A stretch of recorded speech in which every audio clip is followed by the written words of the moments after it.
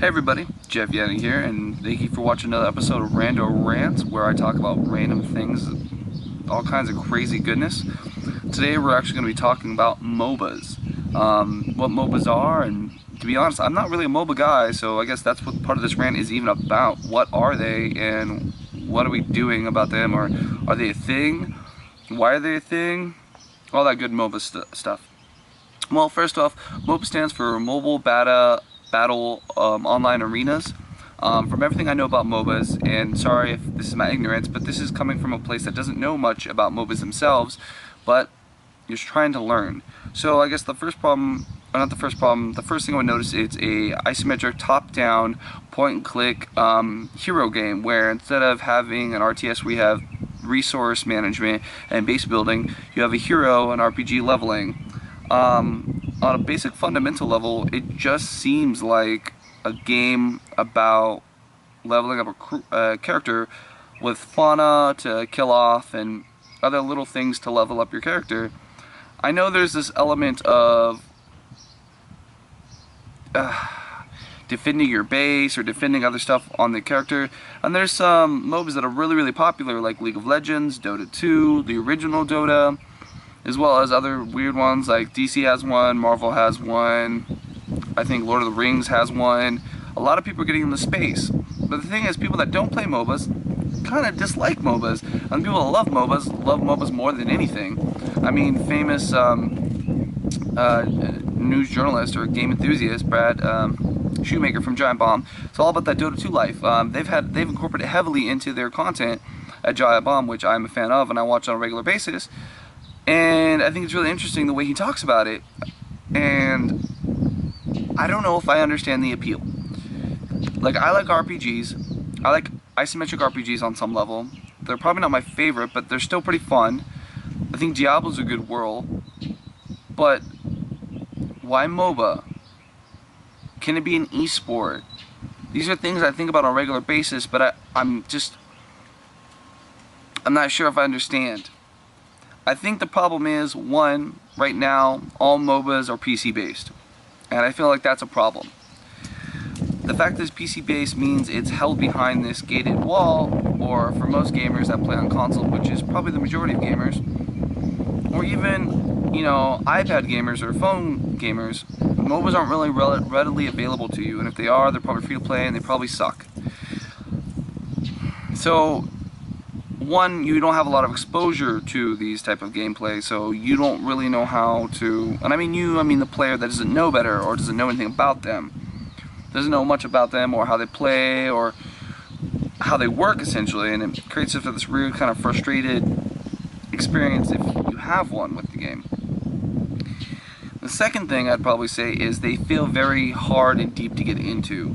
MOBAs, for the most part, are very intricate games, not to be simple, but with this complexity there is a lot of depth, and that's what generally most people want to play and experience when they are actually partaking in this type of gameplay. And that makes sense too. I mean, you definitely want a game that has a lot of depth and has a lot of life to it, and I feel like that's really fun about it. But I feel like the jumping in point for a MOBA is so complex that you're going to spend at least 5 to 10 hours just to kind of get the basics down. And kind of the problem with Final Fantasy 13, the original, not the sequel or the trilogy sequel, I don't want to spend 37 hours before the game gets good. And I feel like saying that sounds ridiculous. And yeah, it might be free to play, but why invest all that time for something for a jump off? Now, I think MOBAs are kind of cool in a way that they have a lot of potential to be amazing. A really good example is like chess, and when I think of MOBA I think of chess, which that might be a wrong analogy to think about this, but again, this is an outsider's perspective looking in. I think chess has a very similar roadmap where you have a set of guys versus another set of guys, and it's pretty much about who's going to take down who, and it's very calculated, it's very complex, there's a lot of depth there. It's probably one of the greatest competitive games there is.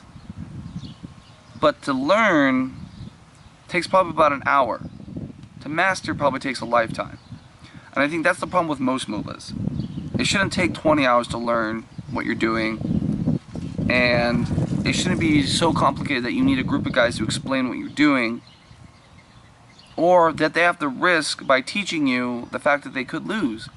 From everything about MOBAs I've heard, that it normally takes about a friend or two to actually teach you what you're doing in the game itself. And that just seems complicated, complex, irritating, frustrating. And most people that have tried MOBAs normally just jump out because it's not worth the time that they're playing. Now, I know there's single player MOBAs, and that's something a little bit different. But when I think of MOBAs, I think of the International that Dota 2 is coming, that's going to be coming up here real soon, or they're in a certain portion of that right now. And there's a lot of money for esports, so there's something here. I just don't think they're ready for regular consumers. And I think that was also the problem with StarCraft, my bad, StarCraft, I'm so sorry. StarCraft and StarCraft 2 and even original Warcraft were very popular, and they had a very big following in Korea and other places for the same thing, huge esports, a lot of money, a lot of investment, but same concept. It took a lot of time and energy to kind of invest to get down where you want to be, and it was so high level that it didn't make for good watching or good interacting for a regular person. So as an outsider going in, and I would like to understand MOBAs going on forward, I think from the basic outset, MOBAs should be easier to understand, MOBAs should be easier to play, and MOBAs should be a little bit more simple friendly, or, sorry about the car driving by the way, or, I don't want to say dumbified, but a lower barrier of entry. And I was talking on a previous episode about free-to-play, and that has a very low barrier of entry, so people just hop in, and they at least the MOBAs have that down. The problem is the learning curve is so high, or so complicated, that an average person that plays video games just doesn't want to spend the time to do it. It's just relatively complex, and for the most part, it takes too much time to learn. So that's kind of my beef with MOBAs right now. Hopefully one comes out that's free to play and easy to learn and is super fun to play, because I would love to get into that, and it seems like so much more fun, and I love hearing about all these players and journalists and enthusiasts and just how much money's get behind it, because it seems like a big deal. It's just people like me that are relatively intelligent and like playing a lot of different games. It's just the pool's too deep to jump in, and we don't want to be stuck out there drowning, because that's just not a fun experience. Alright guys, that's going to be this episode. Sorry I was a little off the wall. Just something randomly I was thinking about and thought I'd throw out there for a rant. If you guys want to leave any comments below, because it's going to be on YouTube or on the Twitter, tell me back, or someone just maybe give me some good ideas, or anyone that's watching some good ideas if they want to get into MOBA, we'd really appreciate it.